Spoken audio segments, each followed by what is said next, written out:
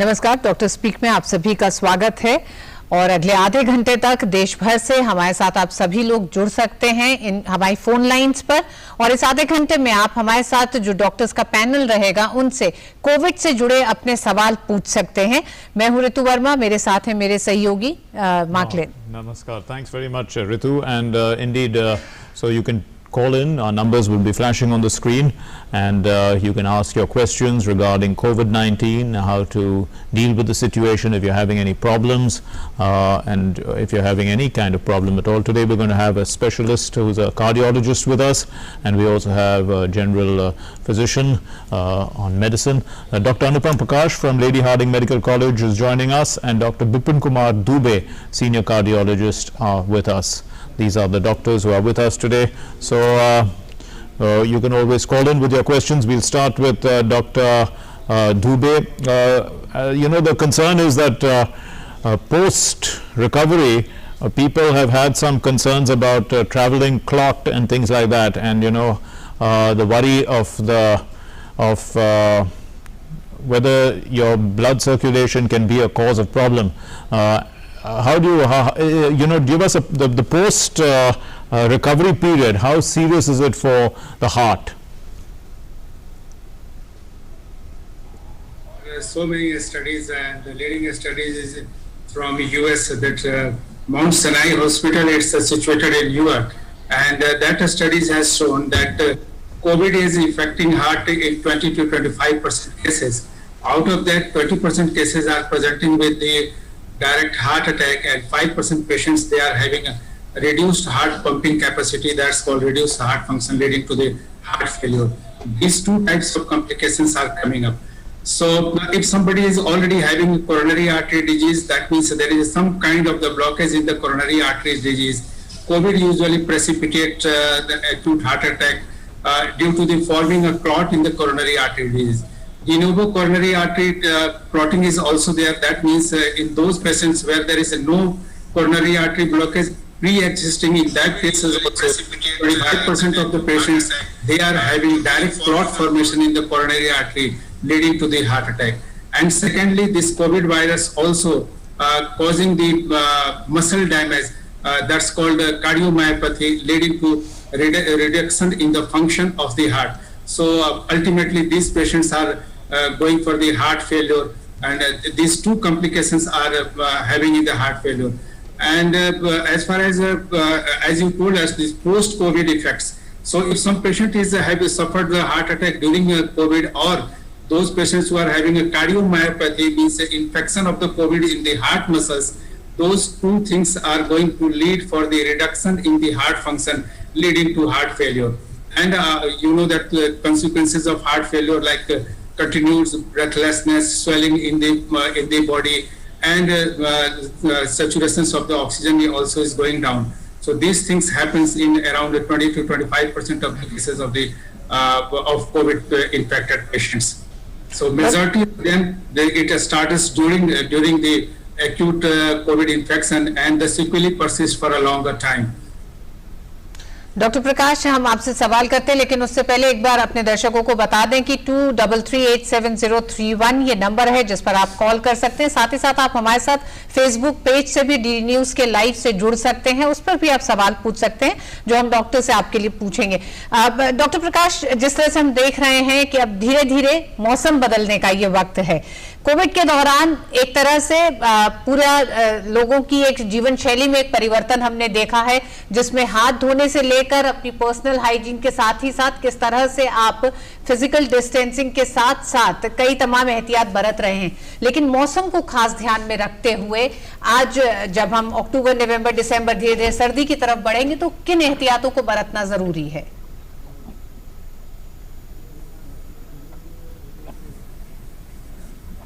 नमस्कार, बहुत सही सवाल आपने पूछा है। अब कोरोना बीमारी जो है हमारे बीच में मध्य में काफी दिनों से रह रही है, और मेरे ख्याल से हम लोग काफी अभ्यस्त भी हो गए हैं इसके साथ रहने की। लेकिन फिर भी जैसा आपने कहा ऋतु, तो मैडम बहुत जरूरी है कि हम अपना ध्यान रखें, मास्क पहने, हाथ धोते रहें, और जो डिस्टेंस है, दूरी है, सामाजिक दूरी, वो बना करके रखें। तो इसके तहत ऐसा नहीं है कि अब ये पहली बार मौसम बदलेगा। गर्मी से वर्षा ऋतु भी आई है, वर्षा ऋतु से अब हम आगे अग्रसर हो रहे हैं। शीत ऋतु की तरफ। तो ये बहुत जरूरी है, एक बार तो हम निभा भी चुके हैं और आगे उम्मीद करते हैं कि ये भी ठीक रहेगा। अभी मैं फिर भी कहूंगा कि इतनी ज्यादा दिक्कत वाली बात नहीं है, हालांकि जो आंकड़े हैं और जितने लोग रोज ग्रस्त हो रहे हैं इस बीमारी से बहुत ज्यादा है। और किसी एक के घर में भी अगर देहांत हो तो उस आदमी के लिए, तो उस घर के लिए तो एक आदमी वो बहुत इंपॉर्टेंट होता है, बहुत जरूरी होता है। तो उसको नजरअंदाज नहीं करते हुए फिर भी मैं कहूंगा कि आज की तारीख में जो हमारे बीच में जिस तरीके का चल रहा है कोविड की बीमारी, उसमें जो मृत्यु दर है वो बहुत कम हो गई है। आप लोग अखबार में भी पढ़ रहे होंगे। और जैसा कि डॉक्टर विपिन ने कहा, तो दिल की बीमारियां हैं उसमें, लेकिन फिर भी ये मरीज जो भर्ती हो रहे हैं उनमें है। हमें अभी भी ये ध्यान रखना चाहिए कि 80 से 85% लोग जो है उन्हें अस्पताल जाने की जरूरत नहीं पड़ती है या होम आइसोलेशन पे बरकरार रहते हैं। अब जहां तक मौसम बदलने की बात है, तो मौसम जो है इस समय जब मौसम बदल रहा है तो सिर्फ आप लोग ध्यान दे रहे होंगे, रात को भी जो है अब थोड़ी सी ठंडी होने लगी है और उसकी वजह से नाक बहना बड़ा मामूली चीज है। और ये मैं कहूंगा बहुत अच्छी चीज है जो हम लोग टेस्टिंग कर रहे हैं। तो उसमें जो थोड़ा सा पहले अभी पिछले हफ्ते या 2 हफ्ते पहले तक जो आंकड़े थे, जितनी पॉजिटिविटी रेट था, वो पिछले 1 हफ्ते 10 दिन से थोड़ा सा कम हो गया है। और खास तौर से ये लोग जो मौसम बदलने की वजह से जिनको एलर्जिक या नॉन कोरोना वायरस बीमारियों से नजला जुकाम होता है, तो हम ये देख रहे हैं कि उनकी टेस्टिंग नेगेटिव आ रही है। कई लोग हैं जिनको कि मौसम बदलने की वजह से नजला हो रहा है या जुकाम हो रहा है, लेकिन वो जो 2 हफ्ते पहले तक हम ये मानते थे कि 100% यही होंगे कि कोरोना वायरस के ग्रस्त लोग हैं, आज की तारीख में बहुत ऐसे लोग हैं जिनकी नाक बह रही है लेकिन उनको कोरोना वायरस से ग्रस्त नहीं पाया जा रहा है। तो मेरे ख्याल से अच्छी बात है, आगे चल करके हमें देखना पड़ेगा, लेकिन हाँ बाकी बीमारियों से भी सावधान रहना पड़ेगा। जी डॉक्टर, हमारे साथ एक कॉलर भी जुड़ गए हैं, हमारे साथ दिल्ली से कॉलर जुड़ चुके हैं। जी आप अपना सवाल पूछिए सर। मेरा प्रश्न डॉक्टर दुबे से है कि हम लोग तो आम हैं, मेरा नाम सत्य विजय है, हम लोग आम आदमी, हम लोग क्या क्या प्रिकॉशन लें? डॉक्टर दुबे बताएंगे कि क्या क्या हम लोग आम तरह से प्रिकॉशन लें। कोरोना की बीमारी में जो हम लोग एक कॉमन सा टर्म आजकल हम लोग सबको जानते हैं, एसएमएस से कोई भी मैसेज किसी को करना है, बोलते हैं जी एसएमएस कर दो। तो अब कोरोना के एहतियात के तौर पे भी ये 3 लेटर हमें याद रखना चाहिए एसएमएस का। First S is for the social distancing, means अगर आप सोशल डिस्टेंसिंग मेंटेन करते हैं, कम से कम 2 मीटर की दूरी बना के रखते हैं, तो वायरस से डायरेक्ट आपका सामना नहीं हो पाएगा। अगर कोई सामने वाला व्यक्ति को ऑलरेडी इन्फेक्शन है और उसको खांसी सर्दी हो रही है या जुकाम वो खांस रहा है, तो वायरस यूजुअली एयर में ट्रेवल करता है, लेकिन जो कोरोना वायरस थोड़ा सा हेवी होता है तो 2-3 मीटर का डिस्टेंस वो ट्रेवल नहीं कर सकता, वो जमीन में गिरता है। कॉमनली ये जो इन्फेक्शंस का फैलने का तरीका होता है उसको हम लोग बोलते हैं ड्रॉपलेट इन्फेक्शन, मतलब कि खांसने से वो जो वायरस है वो हवा में आते हैं, ड्रॉपलेट्स में आते हैं और वो आपके मुंह में या नाक में आप अगर सांस ले रहे हैं तो जाएंगे और ये इन्फेक्शन फैलाएंगे। तो अगर आप मास्क पहनते हैं तो एक तरह से ये आपको सुरक्षा देती है। एक कॉमन स्टडीज बताता है कि अगर दोनों लोग मास्क पहने हुए हैं, जैसे आपको अगर बीमारी है, अगर आपने मास्क पहना है तो इसका मतलब आप 80 to 85% चांसेस है कि आप दूसरे को स्प्रेड न कर सके, अगर प्रॉपरली अच्छे ढंग से मास्क पहना हुआ है। तो दूसरा है कि जो अगर आप सामने वाले जिनको बीमारी नहीं है उन्होंने भी मास्क पहना हुआ है तो ऑलमोस्ट 95 to 98% आप प्रोटेक्टेड हैं। समझ लीजिए कि एक तरह से ये एक तरह से हम लोग बोले कि ये लो कॉस्ट वैक्सीन का काम कर रहा है। आप कम से कम इन्फेक्टेड होने का चांस है, अगर इन्फेक्टेड हुए भी तो लो डोज में इन्फेक्टेड होंगे जो आपके बॉडी में इम्यूनिटी डेवलप कर सकता है। सो ये सेकेंड है मास्क। एंड थर्ड एस जो है वो है सैनिटाइजेशन का। ये भी पाया गया है कि अगर कोई व्यक्ति खांसता है तो वो जो वायरस है नेचुरली अपने वेट के चलते आपके टेबल फर्श या जो भी सामने वस्तु है उस पर गिरेगा और कोई दूसरा व्यक्ति अगर अपना हाथ उस पर रखता है और उसके बाद वो उस हाथ से अपना मुंह नाक टच करता है तो ये वायरस उसको इन्फेक्ट कर सकते हैं नाक उसके द्वारा। बट एक लेटेस्ट स्टडीज आया है वो ये बता रहे हैं कि अगर जो सरफेस है उसके थ्रू जो इन्फेक्शंस हैं वो कंपैरेटिवली उतने ज्यादा नहीं होते हैं जितना कि सांस के थ्रू डायरेक्ट हवा से ड्रॉपलेट से होते हैं। तो इसका मतलब ये है कि कम से कम हम लोग ये कोशिश करें कि हाथ को सैनिटाइज करें। अगर आपके पास 60-70% अल्कोहल सैनिटाइजर है तो उसका यूज आप कर सकते हैं जो इंस्टेंटेनियस बैक्टीरिया को वायरस को मार सकता है। अगर नहीं है तो आप हाथ धो सकते हैं किसी भी साबुन से, और उसका भी इक्वली इफेक्ट है। बट एक बात जरूर याद रखना है कि साबुन से हाथ धोने के लिए आपको कम से कम 20-25 सेकंड का वक्त लगाना है, सिर्फ साबुन लगा के 5 सेकंड। ये 2 चीजें हैं। तीसरी बात हम लोग ये बोलेंगे कि जो वेरियस तरीका है इम्यून को प्रोटेक्ट करने के लिए, उसको भी हम लोगों को करना चाहिए। जो गवर्नमेंट का गाइडलाइंस है, आपको ICMR का गाइडलाइंस है, दूसरे कंट्रीज में भी गाइडलाइंस है कि आप विटामिन सी लेना है, जिंक लेना है, ये सब चीजें, और विटामिन डी लेनी है जो कि आपको वायरस से प्रोटेक्ट करती हैं। Right, we also have another caller who's calling in from Tamil Nadu, from Erode in Tamil Nadu. Please ask your question, sir. Shivam. हाँ जी, मेरे घर में हमने एंटीबॉडी टेस्ट कराया तो 2 लोगों का पॉजिटिव आया, तो आगे इसका क्या मायने रखता है? डॉक्टर प्रकाश? देखिए, ऐसा है, 2 लोगों का आपने टेस्ट कराया और अगर 2 लोग एंटीबॉडी पॉजिटिव हैं, इसका मतलब उन्हें पास्ट में कभी इन्फेक्शन हो चुका है, तो इसका कोई बहुत ज्यादा मायने नहीं रखता है। अच्छी बात है, आप मानिए कि इन्फेक्शन हुआ, पता नहीं चला, निकल गया, और आज की तारीख में उनमें एंटीबॉडीज हैं, लेकिन इसको ये नहीं समझिए कि एंटीबॉडीज हैं तो दोबारा से इन्फेक्शन होने के चांस नहीं है, या आगे दोबारा से कोरोना वायरस नहीं हो सकता है। ध्यान रखना जरूरी है, और एंटीबॉडीज को बिल्कुल ये नहीं समझे कि एंटीबॉडीज जब तक है तो हम बिल्कुल आराम से घूम सकते हैं। हम फिर भी कोरोना वायरस से ग्रस्त हो सकते हैं, लेकिन हाँ ये है कि राइट नाउ अभी जो है आपके पास एंटीबॉडीज हैं, और आपको इन्फेक्शन पास्ट में कभी हुआ था, हो सकता है 1 हफ्ते पहले हो सकता है 1 महीने पहले, हो सकता है 4 महीने पहले, तो इसका सिर्फ इतना ही एक चीज पता करने लायक है और कुछ नहीं, इसका आप निष्कर्ष निकालिए। डॉक्टर प्रकाश, एक फेसबुक पे शुभम अग्रवाल हैं, वो पूछ रहे हैं कि उनको पिछले 2 महीने से स्मेल और टेस्ट नहीं आ रहा है, कितना टाइम लगता है पोस्ट कोरोना रिकवर होने में? आमतौर पे जो देखा गया है कि जिनका टेस्ट या स्मेल नहीं है, उन लोगों में यूजुअली दिक्कत नहीं देखी गई है। कॉम्प्लिकेशंस जो हैं, जो जटिलताएं हैं कोरोना वायरस से संक्रमण की, वो नहीं देखी गई हैं। आमतौर पे हफ्ते 2 हफ्ते में ठीक भी हो जाता है, लेकिन हाँ कुछ केस हैं जिनमें बहुत लंबा टाइम भी लग रहा है, तो मेरे ख्याल से इनमें ये उनमें से रेयर लोगों में से एक है, लेकिन इसके लिए चिंता ना करें, उम्मीद करते हैं कि कुछ समय में ठीक हो जाना चाहिए वापस।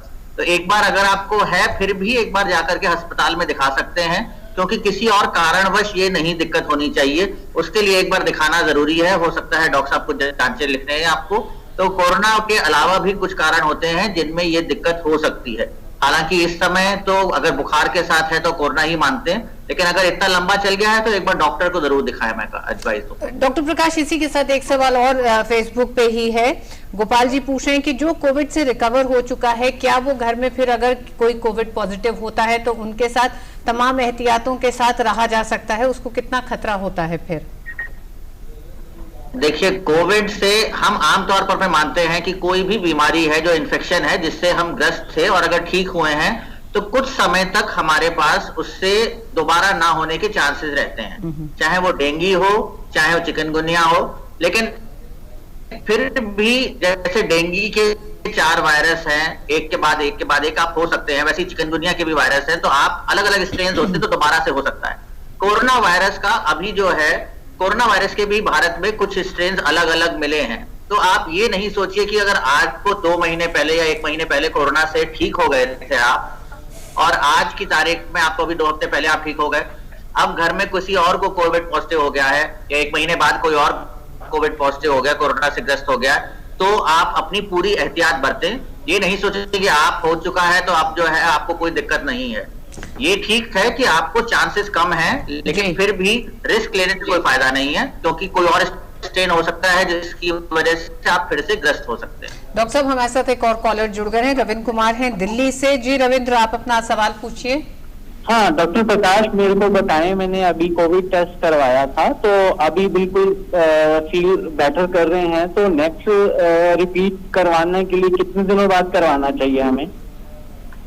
देखिए, अगर आपको माइल्ड सिम्टम्स रहे हैं, बुखार और कोई और दिक्कत नहीं रही है, आपको हल्का ही रहा है, जैसा कि लग भी रहा है आपकी आवाज से, आप काफी ठीक लग रहे हैं और आप कह भी रहे ठीक हैं, तो मेरा मानना यह है कि दोबारा से 17 दिन जो है, 17 दिन आपको अपने घर में आइसोलेटेड रहें, और 17 दिन के बाद दोबारा से टेस्ट कराने की जरूरत, अभी जो गाइडलाइंस है उसके हिसाब से जरूरत नहीं है आपको। अगर कोई और दिक्कत लगती है तो फिर उसके आगे सोचा जाएगा, लेकिन मेरे ख्याल से दोबारा टेस्ट कराने की जरूरत नहीं है अभी आप। Right, Dr. Dubey, some of the symptoms that have been highlighted are aches and pains, and also discoloration of your fingers and skin rash, etc. How could some of these also be connected with the heart? You are talking of rashes. Yes, discoloration. Yes. Yeah, discoloration. If your grade 2 is having discoloration, and that's we are calling as a gangrene. So definitely yes. There are a few specific symptoms for COVID apart from fever, cough, body ache, malaise, and these are the one is as already described by the Dr. Prakash, is a loss of a smell and taste. The second important cheese is your discoloration of the toes and fingers. So if you are having fever along with the discoloration of the toes and fingers, that means it is a hard sign for the COVID, very hard sign for the COVID, although very, very rare. That means you are having a tendency of clot formation in your arterial system of the body. So that can affect your heart as well as that can affect your lungs also. So that means this type of symptoms or signs are definitely saying you that you are suffering from greater complications of the COVID virus infection. And about the rashes, this is a new symptoms, so still we are not very much sure about the rashes, how much it's important in case of COVID and what is the significance of this rashes. But definitely yes, some patients has shown the rashes, and I have also seen some patients with the rashes. So these two are the very hard signs for the what is the kind of rash, doctor? How does one identify the rash? Because somebody can have insect bites also, and they may think that is a rash. In COVID, it should be the generalized rashes. In insect bite, usually it's localized. Sometimes it may be generalized, but by and large, it's localized. In COVID, you have to have fever prior to the developing rashes. You have to have some sore throat. You have to have some breathlessness and other symptoms of COVID, rather than having directly rashes. So definitely yes, if rashes are there along with these symptoms, probably you are suffering from COVID. Doctor Prakash, किस तरह का एहतियात अगर किसी patient का kidney transplant हुआ है तो क्या कोरोना को ध्यान में रखते हुए कुछ विशेष एहतियात बरतने होंगे? गुर्दे के मरीजों को बहुत ही जरूरी है कि ध्यान रखें। कोई विशेष एहतियात अलग से नहीं है, लेकिन हाँ, दवा जो है वो बहुत ध्यान से लें। जो गुर्दे के मरीज हैं उनमें आमतौर पर देखा गया है कि इसकी जटिलताएं, कोरोना वायरस से जो लोग हैं, कोरोना वायरस का संक्रमण है, उसकी जटिलताएं ज्यादा देखी जा रही हैं। और जो रीनल ट्रांसप्लांट है, जिनका गुर्दे का प्रत्यारोपण हो चुका है, उन मरीजों को, क्योंकि वो इम्यून सप्रेशन पे ड्रग्स पे होते हैं, उनकी दवा जो इम्यून सिस्टम को थोड़ा सप्रेस करने के लिए दवा दी जाती है, साल 1.5 साल तक चलती रहती है। उस समय बहुत जरूरी है कि कोरोना संक्रमण या कोई भी वायरस का संक्रमण बहुत ज्यादा होने के चांसेस रहते हैं और उसकी कॉम्प्लिकेशन भी होने के बहुत ज्यादा चांसेस रहते हैं। तो उस तरह जो लोग हैं जो कि रीनल ट्रांसप्लांट के रेसिपिएंट्स हैं, उनको बहुत जरूरी है कि वो जितने भी जो बताए गए, अभी डॉक्टर दुबे ने भी बताया, आपने भी बताया कि हाथ धोते रहे, मास्क पहने और जो है सामाजिक दूरी बनाए रखें, वो बहुत जरूरी है। घर में एक कमरा अपने लिए अलग से रखें और घर में विजिटर्स नहीं रखें। ये हम लोग वैसे भी बताते हैं किडनी ट्रांसप्लांट पेशेंट्स को, लेकिन इस समय तो बहुत ही जरूरी है कि सारे के सारे जो इनके प्रिकॉशंस हैं वो बहुत ही जरूरी रखें। घर में लोगों को, जो बाहर के लोग हैं उनको ना आए, घर में एक अटेंडेंट जो है वो ही इनको डील करे और बहुत ज्यादा मिश्रण ना हो बाकी लोगों से। ये बहुत जरूरी है और दवा जरूर अपने समय से लें, क्योंकि गुर्दे के मरीज हैं, गुर्दे की प्रत्यारोपण है, इसलिए बहुत जरूरी है इसका। जी डॉक्टर साहब, हमारे साथ एक कॉलर जुड़ गए हैं, श्रवण कुमार, देवघर, झारखंड से। जी श्रवण कुमार, आप अपना सवाल पूछिए।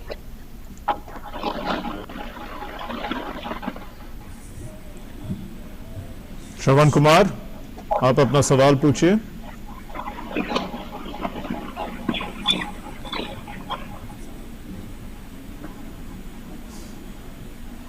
जी डॉक्टर साहब, इनका अभी सवाल अभी हमसे जुड़ नहीं पा रहे हैं, लेकिन जो फेसबुक पे जो सवाल आ रहे हैं उसमें एक सज्जन हैं जो कह रहे हैं कि वो डायबिटिक हैं और कोरोना से रिकवर हुए हैं, क्या वो प्लाज्मा डोनेट कर सकते हैं? संजय शर्मा जी।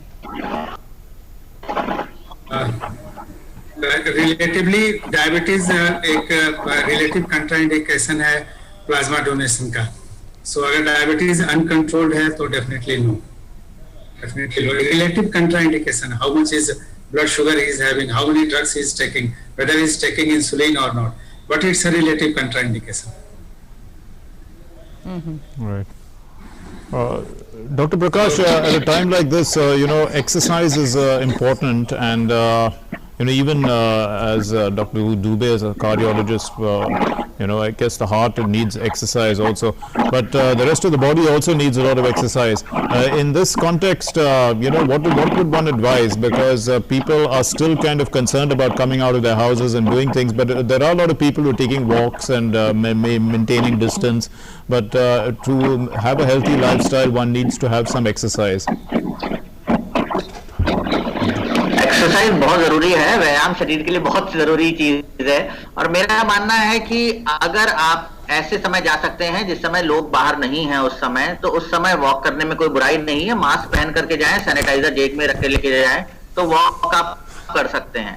हाँ, अगर आप भीड़ भाड़ वाले इलाके में रहते हैं, अगर ऐसी समय नहीं आप निकाल सकते हैं जिस समय बाकी जगह भीड़ नहीं है, तो फिर घर में ही व्यायाम करें। काफी योग मुद्राएं हैं जो आप घर में कर सकते हैं। खड़े खड़े वॉकिंग है, लेट करके आप अपने पैरों की साइकिलिंग कर सकते हैं, हाथ की एक्सरसाइजेस कर सकते हैं। जो स्कूल में पीटी एक्सरसाइजेस सिखाई जाती हैं, आमतौर पे वो सभी एक्सरसाइजेस आप कर सकते हैं। जो बाकी योग मुद्राएं लोग आजकल कर रहे हैं, कपालभाति वगैरह कर रहे हैं, वो भी एक्सरसाइजेस कर सकते हैं। डीप ब्रीदिंग एक्सरसाइजेस जरूर करें, गहरी सांस लें, रोकें, 10 तक गिनती गिने, उसके बाद धीरे धीरे छोड़ें। ये सारी कई चीजें हैं जो आप अपने लेवल पे कर सकते हैं। जैसी आपकी घर की परिस्थिति है, जैसे आपकी मोहल्ले की परिस्थिति है, उस हिसाब से आप कर सकते हैं। बाहर जाएं लेकिन संभल करके जाएं, सैनिटाइजर और अपना फेस मास्क ले करके तब बाहर निकलें। हाँ, संक्रमण नहीं लेकर के आए वापस, वो बहुत जरूरी है। बिल्कुल, अपनी दिनचर्या में व्यायाम जरूर शामिल करें। डॉक्टर्स का कहना है कि अगर आप बाहर टहलने नहीं जा सकते तो घर में ही तमाम जो व्यायाम बताए हैं अभी डॉक्टर प्रकाश ने, उनको जरूर करें अपनी सेहत को दुरुस्त रखने के लिए। और कोविड से जो तमाम वो एहतियात हैं, जिसमें हाथ धोना है, मास्क पहनना है और एक दूरी बना के रखनी है, फिजिकल डिस्टेंसिंग, उसका जरूर पालन करें। Right, and that's all the time we have for this discussion. I'd like to thank our guests, Dr. Dubey and Dr. Anupam Prakash, for joining us. And thank you also for calling in and inquiring about your problems. Well, you can continue to do so every weekday at 3:30, and on the weekends we have our program at 2 o'clock in the afternoon. And with that, thanks for watching. Namaskar. Namaskar.